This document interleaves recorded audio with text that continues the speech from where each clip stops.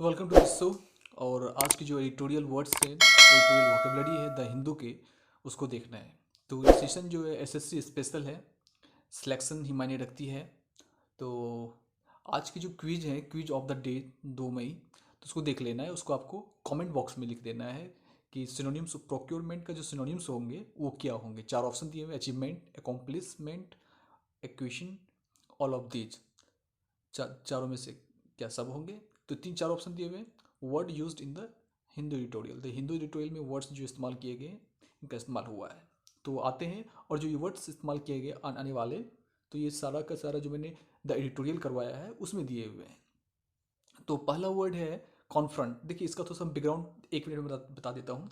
Background ये है कि एम एस स्वामीनाथन जो है भारत के जो एग्रीकल्चरिस्ट होते हैं, कृषि से संबंधित वैज्ञानिक होते हैं, जो 1960 में जब भुखमरी आई थी तब सारा मतलब ये प्रॉब्लम हो गया था। तो 1960 से क्या हुआ था, जब भुखमरी आने के बाद अमेरिका से भोजन लाया गया था, गेहूं वगैरह सब अमेरिका से लाया गया था। तो उसी समय जो है एम एस स्वामीनाथन ने काफ़ी अच्छी भूमिका निभाई थी। तो देख आते हैं। तो कॉन्फ्रंट का अर्थ है सामना करना। यहाँ पे बात हो रही है कि सामना करना जो है, कि कई सारे जो पीपल है पेंडेमिक के कारण से भोजन की उसे सामना करना पड़ा है। जो प्रॉब्लम है भोजन का, न्यूट्रिशंस का, उनका सामना करना पड़ रहा है। अगला है हॉलिस्टिक। हॉलिस्टिक का अर्थ क्या होता है कि कंप्लीट।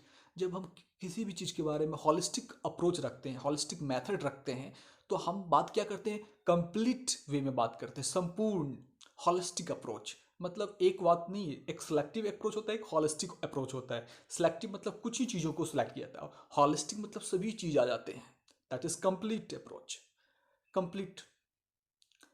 तो ये 2 वर्ड हैं। और नेक्स्ट है रेमुनरेटिव। रेमुनरेटिव का अर्थ क्या होता है कि जब एक रेमुनरेशन का अर्थ होता है जब आपको एक व्यक्ति काम करता है, काम करने के बाद उसको क्या मिलता है, पारिश्रमिक।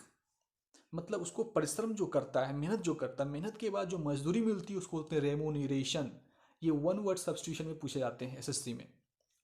या दूसरा, चूंकि यहाँ पर एडजेक्टिव के रूप में इस्तेमाल हुआ है रेमुनेरेटिव, तो यहाँ का अर्थ हुआ लाभकारी या प्रासार्मिक पारिश्रमिक प्रदत्त। परिश्रम करने के बाद जो पैसे मिलते हैं वो कहलाते हैं रेमुनरेटिव। यहाँ पर एडजेक्टिव के रूप में इस्तेमाल हुए। प्रोक्योरमेंट। प्रोक्योरमेंट का अर्थ क्या होता है, प्राप्ति, उपलब्धि, वसूली। देखिए दिया हुआ मैंने क्विज में यही दिया हुआ वर्ड प्रोक्योरमेंट। जो प्रोक्योरमेंट होता है प्राप्ति, किसी भी चीज की प्राप्ति, वसूली, वसूली करना, उपलब्धि, तो प्रोक्योरमेंट होता है। कॉम्प्लेसेंसी। कॉम्प्लेसेंसी का अर्थ आत्मसंतुष्टि। और आपको बहुत इंपॉर्टेंट ध्यान रखना है कि कॉम्प्लेसेंसी जो है, आत्मसंतुष्टि, ये तो आप जान गए, ये स्पेलिंग टेस्ट में आ सकता है।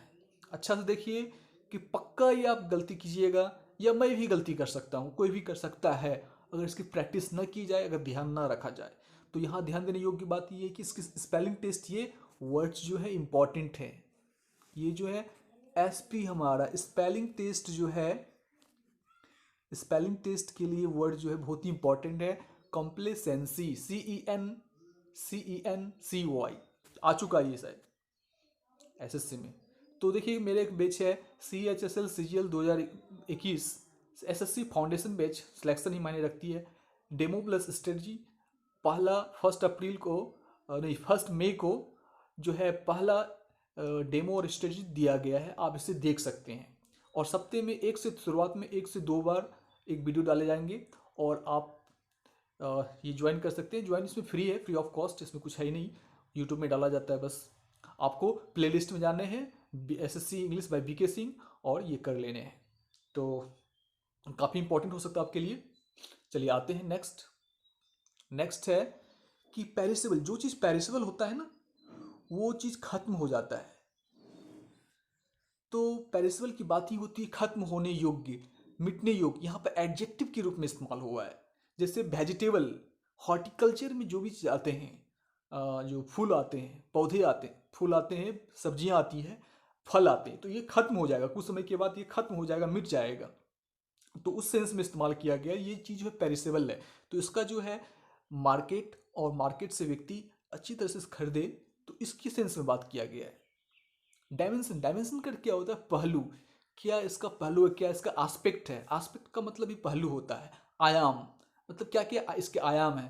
परिमाप, परिमाप भी होता है। परिमाप मतलब जैसे ट्रायंगल हुआ, रेक्टेंगल है, रेक्टेंगल के लंबाई होते हैं, चौड़ाई होते हैं, उसको डायमेंशन भी बोलते हैं या पहलू भी बोलते हैं। इसका क्या क्या स्वरूप है।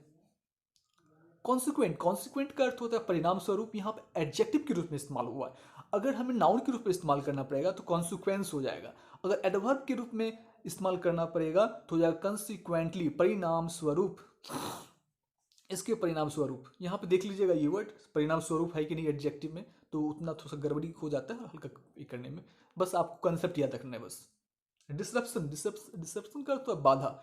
कोई भी चीज़ में अगर बाधा आ जाती है, जैसे पैंडमिक हुआ, पैंडमिक के कारण से कई चीज़ों में बाधा आ गई है। रेलवे सिस्टम ये हो गया है, फॉल्ट ये हो गया, खत्म हो गया है, बंद हो गया है।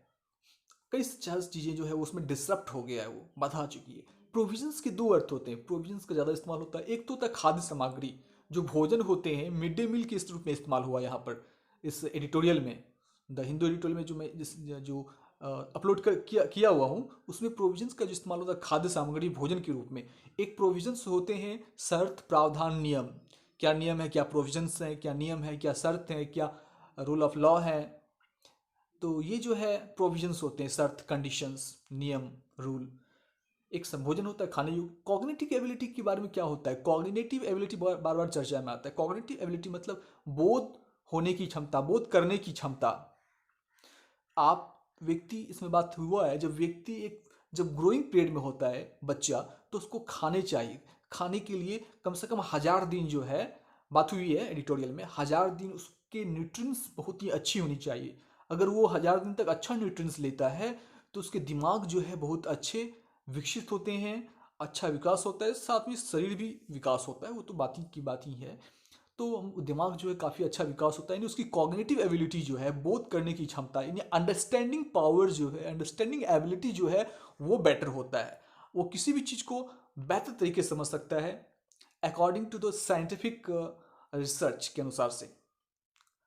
और नेक्स्ट है और लास्ट ही है ये वाला। देखिए, कॉन्टिंजेंट, कॉन्टिंजेंट का अर्थ अचानक, आकस्मिक। कोई भी चीज़ अगर कुछ हो जाता है आकस्मिक तो उसके लिए इस्तेमाल होता है कॉन्टिंजेंट, CONTINGENT। आकस्मिक यानी सडन, सडनली क्या हो गया, तो उसको बोलते हैं कॉन्टिंजेंट। स्ट्रो, स्ट्रो का अर्थ होता है घास फूस, जो सूखे होते हैं, काट लेने के बाद सूख जाते हैं ना, फसल कटाई करने के बाद, उसको बोलते हैं स्ट्रॉ बोलते हैं। एक ब्रेन आता है, ब्रेन का अर्थ चोकर, जो भूसी निकलता है अनाज के, चोकर के, चोकर जो होता है उसको बोलते हैं ब्रेन। एक होता है फोर फ्रंट, फोर फ्रंट का अर्थ सबसे आगे, जो व्यक्ति सबसे आगे है उसको बोलेंगे फोर फ्रंट। मार्जिनल, मार्जिनल का अर्थ क्या होता है, बहुत कम, हाशिए में। देखिए एक मार्जिन से बना है, ये हमारा कॉपी होता है, कॉपी के इस साइड जो होता है मार्जिन होता है, मतलब छोटा सा हाशिया होता है, तो मार्जिनल हो गया, मार्जिन से बना है मार्जिनल। फिर एक बनता है मार्जिनलाइज्ड, एक बनता है द मार्जिनलाइज्ड ग्रुप, मतलब ऐसे लोग जो उपेक्षित लोग होते हैं, उपेक्षित लोग जिस पर ध्यान कम दिया जाता है, तो उसको बोलते हैं मार्जिनलाइज्ड ग्रुप, हाशिए में, उपेक्षित लोग। डॉन्टिंग, डॉन्ट से बना है डॉन्टिंग, भयभीत करने वाला, यहाँ एडजेक्टिव के रूप में इस्तेमाल हुआ है, भयभीत करने वाला।